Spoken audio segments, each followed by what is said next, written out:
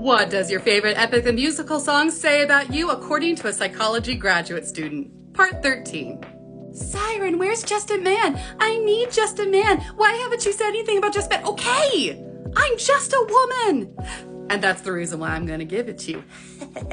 If this immensely sad song is your favorite, it does say some things about you, starting with Camp 1. You may very well be the person who's just like, this is a beautiful man singing some beautiful tenor notes. I'm not going to pay attention to the lyrics or what's actually being asked of him, because if I do, that's going to hurt my feelings in ways that I'm not prepared for. You like to be blissfully ignorant of all of the sadness around you, because if you stop to think about it, if you stop to care about every single thing that needs to be cared about, you will fall apart and there will be no putting you back together. I understand that. But you gotta care about something, so just pick the ones that are most important to you and we'll go from there. You also could be a meme lord and you got into Epic the Musical because of the song, and you have no problem telling everyone you know that they say, but when does a cabbage? But when this, but when that, and you think it's just peak hilariousness, which it is. You're not wrong. You have your circles. I like who you are. Just make sure that you're aware that not everyone has seen it yet. And yes, that is wrong. Camp number 2. Hello, my indecisive, anxiety-ridden baddies. How are you? I think that the worst form of torture for you is someone asking you, where do you want to eat? Where do you want to go? What do you want to do? Having attention on you is like having a knife in your gut, and you would rather be anywhere else than have anyone perceive you. It is an absolute nightmare to try and make decisions because you are so afraid of choosing wrong. Much like Odysseus in this song, you will trade anything to get what you actually want. But man, does that mean you're gonna have to destroy some parts of you in the process. You do have the ability to stand up for yourself and to make those hard choices when you need to, but there's gonna be an entire song before you do it, because you gotta sit there in your head and go over every single possible way that this could go wrong, because that's what you do in life. You are an overthinker who will take a very simple decision, not like this one is, but in your sort of proximity of it, it's very, very difficult, and you wish more people understood that. You are not the friend who will tell someone if they got your order wrong. You're gonna sit there and you're gonna eat every little piece of it, just crying through your smile. That's not to mention how you feel when you see those guys, those Santa Claus with a donation, or like Girl Scouts or something, or God help you if it's an ASPCA commercial, you know, with shivering dogs and Sarah McLachlan in the background. That's just the worst for you. I don't know how you get through the day, but I'm proud of you for doing it. You know what? I'm gonna make a choice for you. You ready? You are a wonderful person, and I'm glad that you're here. That's the only decision you need to make today, is to listen to me. And even that, you're like, but am I really?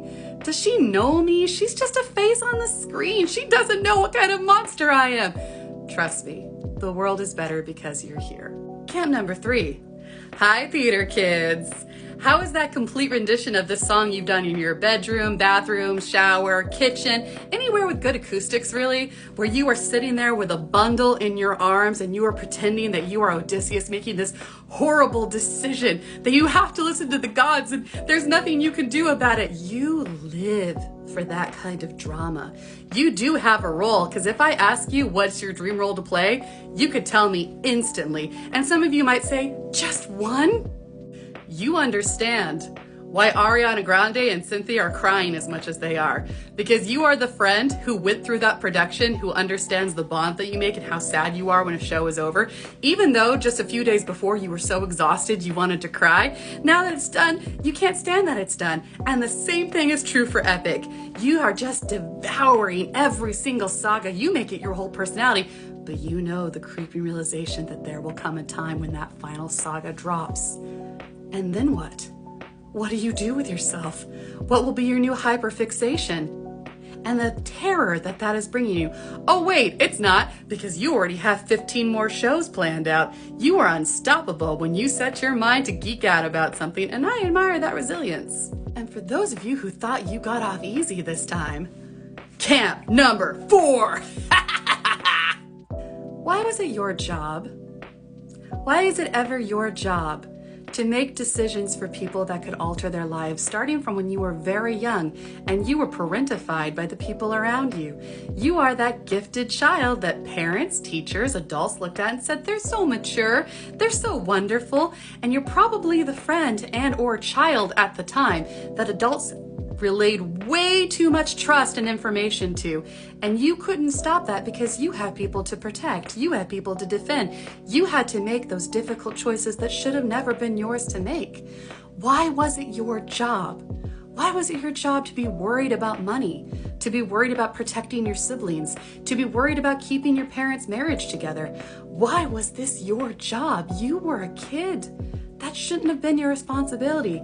Much like Odysseus should never have had this from Zeus, but felt like he had no choice, you should not have had to make that choice. It wasn't your fault. And anything that you had to do to survive mattered. It shouldn't have happened, but it did. And because of that, you are here and you are still trying. And I am so proud of you, but it is okay to take a break. It's okay to not get involved. Whenever a friend has a disagreement, whenever you see someone struggling, it is okay to not put yourself in the role of hero, to not place yourself in that position where you have to fix everyone's problems because no one that you were able to trust did it for you.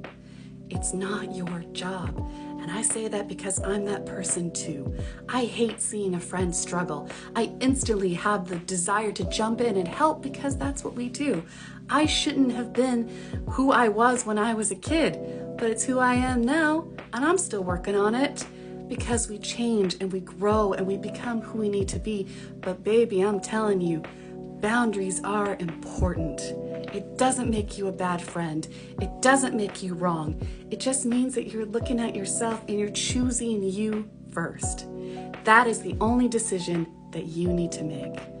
I am so proud of you and I'm so glad you're here. And I'll see you in the next part. Stay classy, my darlings.